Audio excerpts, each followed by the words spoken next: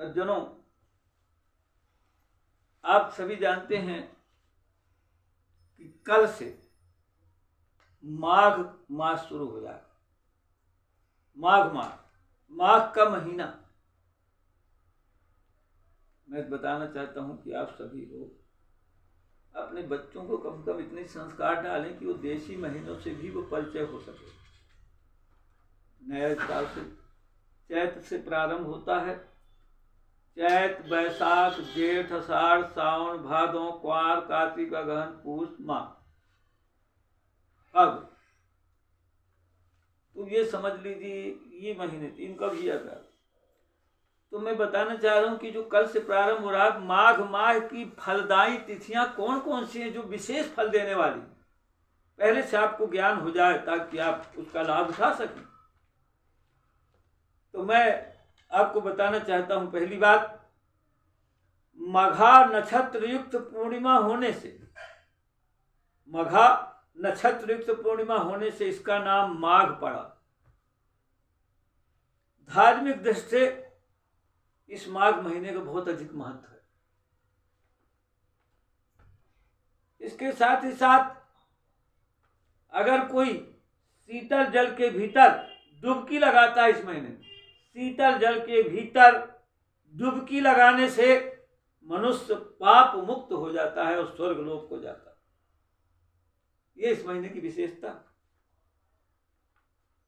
और भी मैं बताना चाहता हूँ, इस महिमा को देखते हुए, इस माघ महीने की महिमा को देखते हुए गोस्वामी तुलसीदास जी महाराज ने क्या लिखा?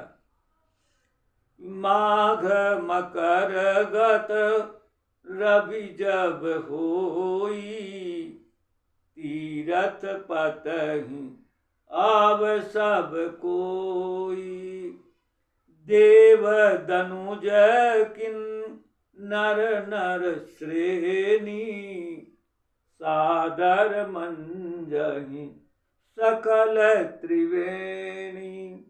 जनों, ये ऐसा महीना है माघ के महीने में जब मकर राशि का सूर्य आता है मकर राशि की ओर, उस समय सारे तीर्थ आ जाते हैं त्रिवेणी में, गंगा यमुना प्रयाग में, जो गंगा यमुना सरस्वती जहाँ का संगम, सारे तीर्थ आ जाते हैं। अब समझो, और ऐसे समय देवता, दानव, किन्नर, मनुष्य, सभी प्रकार के लोग ऐसे तीर्थ में अवगाहन करने के लिए जाते हैं। और इसके साथ साथ मैं आपको ये बताना चाहता हूं, माघ महीने में पद्म पुराण में क्या कहा गया? पद्म पुराण में के अनुसार माघ महीने में दान और तपस्या से प्रभु उतना प्रसन्न नहीं होते जितना माघ महीने में स्नान से प्रसन्न होते। बड़ा महत्व स्नान। माघ मास की अमावस्या को, यह आपको बता दूं बड़ी महत्वपूर्ण बात, माघ महीने की अमावस्या को प्रयागराज में 3,10,000 अन्य तीर्थों का समागम होता है। प्रयागराज, अब समझो कितना बड़ा महत्व। इतना ही नहीं, माघ मास की द्वादशी तिथि को दिन रात उपवास करके भगवान माधव की पूजा जो कोई करता है, तो पूजा करने से उपासक को राजसूय यज्ञ का फल प्राप्त होता है। राजसूय यज्ञ का फल प्राप्त होता है और अपने कुल का उद्धार कर देता है। इसके साथ ही साथ माघे मासे महादेव यो दद्यात् घृत कंबलम स भुक्त्वा सकलान भोगान अंते मोक्षम च। माघ महीने में यहां तक कहा है कि जो घी का दान करता है, कंबल का दान करता है इस महीने में, तो समझो साक्षात मोक्ष की प्राप्ति करता है। बड़ा महत्व है माघ का।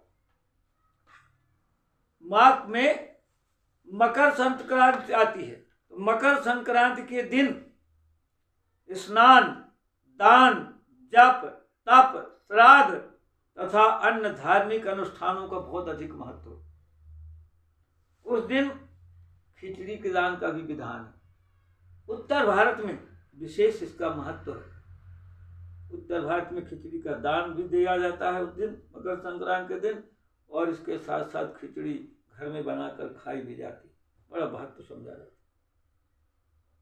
इसके साथ साथ मैं आपको बता दूं, माघ मास की कृष्ण पक्ष की जो अमावस्या होती है, माघ महीने की कृष्ण पक्ष की जो अमावस्या होती है उसको मौनी अमावस्या कहते हैं।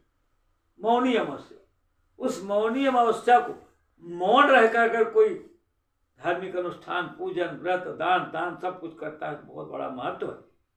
और यदि ये मौनी अमावस्या सोमवार को पड़ गई तो और दुगना इसका महत्व बढ़ जाता।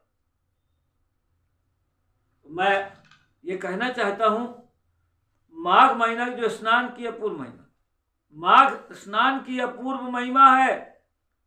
माघ महीने का प्रत्येक तिथि, माघ महीने की प्रत्येक तिथि एक पर्व है। अतः हम अगर पूरे माघ में स्नान ना कर सके तो कम से कम इतना अवश्य करें हम सभी कि कम से कम माघ के महीने में एक दिन जरूर स्नान करें, एक दिन जरूर लाभ उठाएं उसका, ऐसा माघ महीने। अतः माघ महीना इतना फलदायी है, ये जो कल से शुरू हो रहा है इसको समझें और इसके अनुसार पूरा प्रयास करें और कहीं ना कहीं तीर्थ में एक दिन जरूर स्नान करें तो देखिए लाभ ही लाभ होगा।